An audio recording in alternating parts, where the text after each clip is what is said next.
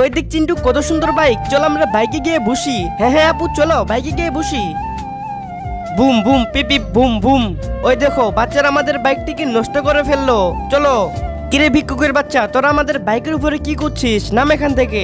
না আপু, এই বাইকটা অনেক সুন্দর, এখানে আমরা একটু বসি। এরকম বাইক আমার একটা ভাইয়ের কাছেও আছে। দেখো এই ভিক্ষুকের বাচ্চা কি বলছে, এরকম বাইক নাকি ওর ভাইয়ের কাছেও আছে। আরে ভিক্ষুকের বাচ্চা, তুই কি জানিস এটা কি বাইক? এটা হলো কেটিএম।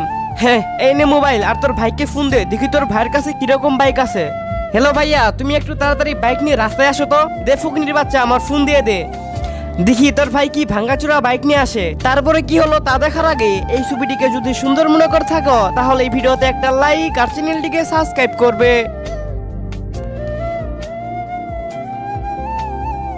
এই যে দেখো, এটা আমার মামার বাইক।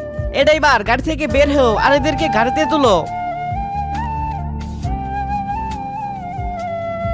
চলো বাড়ির দিকে। আরে আরে আরে, এটা কি হলো?